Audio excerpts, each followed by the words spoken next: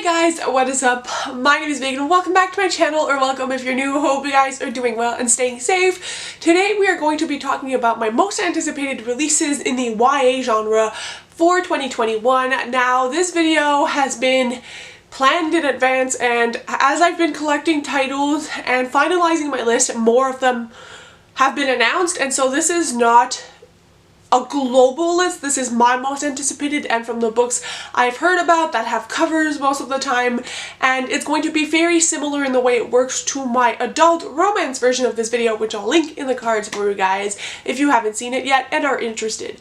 So without further ado, we're going to get into it. We're going to go by chronological order of when they release, and I'm just going to state the title, maybe mention a little bit about the book, and move to the next one. So let's go!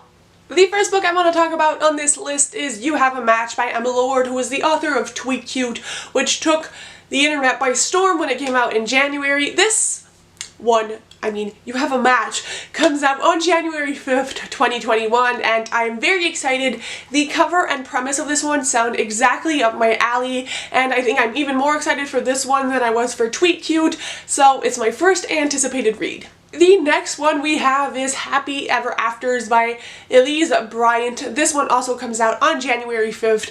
I heard about this one because I am part of the Frenzy Presents bloggers, where every different season we get to premiere the books that are going to be coming out, and so this one is part of the winter premiere, and everybody was freaking out about it on the Zoom chat, and it just made me even more hyped. This one has a beautiful cover, and I think it's a debut also, so add it to your list, people. You gotta encourage debut authors, it's so important.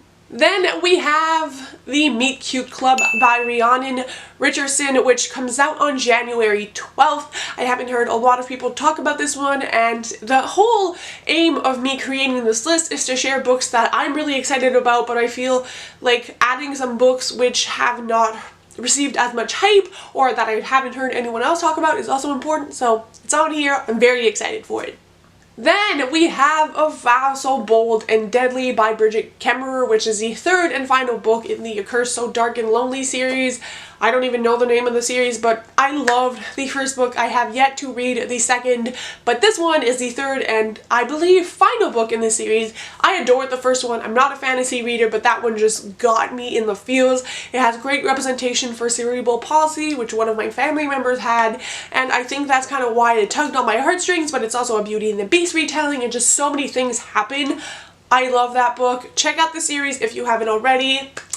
It's going to be amazing, and I can't wait to have the complete series so that I can reread the first one and just binge it all.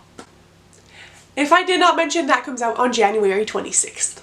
Another YA book that took the Frenzy Presents by storm on Zoom, everybody was hyping it up, is Hot British Boyfriend, and this cover is adorable. The synopsis, 10 on 10 for a YA book. It's like, it pinpoints exactly what I want. This is about a girl who I believe goes abroad to study, and there's a hot British boy, I guess. It just, everything they compared it to during the presentation sounded right up my alley, and I've been looking forward to that one for a long time, so it's almost here. This comes out on February 9th. On March 2nd, we have I Think I Love You by Oriane Desombres, and this one is one that I've seen a lot, if I'm not mistaken, in anticipated releases for LGBTQ representation in the community, and I think the cover for this one, it just blew me away, and I've been anticipating this one for a long time. It's been on my list, and I am keeping a close eye on this one. I think it's going to do incredibly well in the community as well. Again, on March 2nd, we have Once Upon a Quinceanera, and this is by Monica Gomez Hierra. I'm so sorry if I am not pronouncing it right. I know the name is Spanish. The cover for this one, again, absolutely amazing, and I think it's a really great thing that we're getting more diversity in our books, that we have more representation of different cultures, especially in YA, and I think this is going to be a fun contemporary, and I just really like the sound and happy feelings of this book. Then on April 6th, we have Kisses and Croissants, and that is by and Sophie Joanneau. This one I feel like has been on a lot of different people's lists. I think this one has to do with a ballet academy. I might be mixing that one up, but I know it really caught my attention, and it makes me think, the cover makes me think of Love and Gelato. No, not Love and Gelato. What was that book? Love à la Mode, which had like a big ice cream cone on it. It really reminds me of that.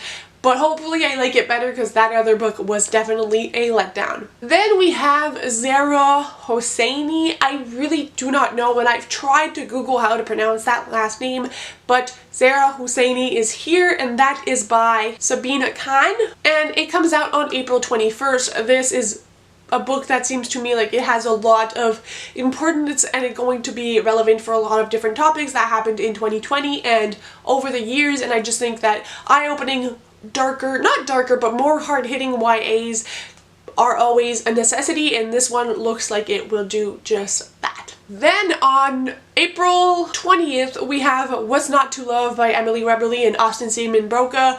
Their books are hit or miss for me. I did not like their first book, absolutely adored their second book, and I'm trying to get through their third book, but I don't know, the writing style doesn't always do it for me, but I'm always hopeful because one of their books was a 5-star read that maybe I can reproduce the feeling with another one of their books. So it's going on my anticipated list. I always love their covers, and hopefully I get to it and actually end up enjoying it. Then, my most anticipated read for YA of the year has to be Sunkissed by Casey West.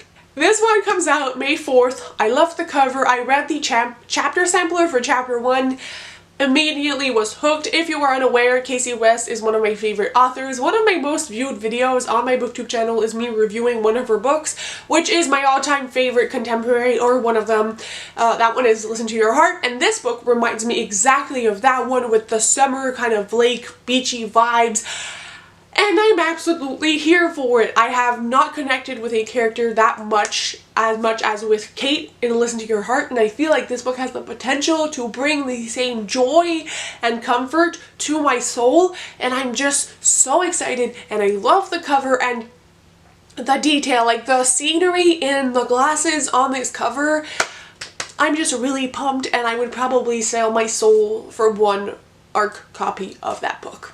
On May 11th is Cool for Summer by Dahlia. I am blanking on their last name. Adler. Love the cover of that one. I feel like this one has been making the rounds as well, especially on Twitter. I've been seeing it a lot. Very excited for this one. Again, feels like it's something that's going to be just right up my alley. On June 1st, we have The Ghost We Keep by Mason Deaver. This one sounds a little bit more hard-hitting. I know Mason Deaver has written another book which did fantastic with all the reviews and ratings. I have not read that one yet, but I'm still very interested, and I think that this author will bring a lot of value to the table and just to the YA community in general. I think it's one to look out for, and again comes out June 1st. And we have one last book on my list, which my list kind of cuts out at the midway point almost for the year, and that also comes out on June 1st, and it is Better Together by Christine Riccio, which is a booktuber here.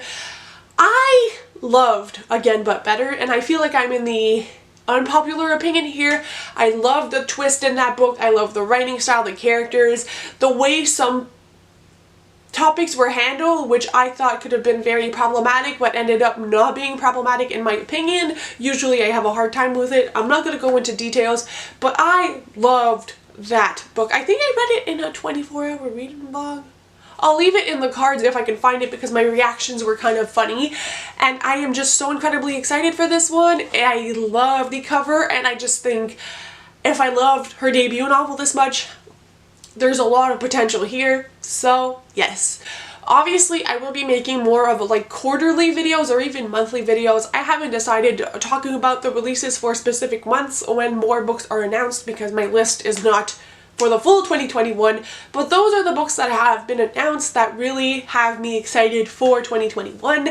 Leave me in the comments any book you're looking forward to in 2021. It could be a YA, it could be something else, and if you're not really sure, just leave me a candy emoji if you can, and I will see you very soon with another video. Bye guys, happy reading!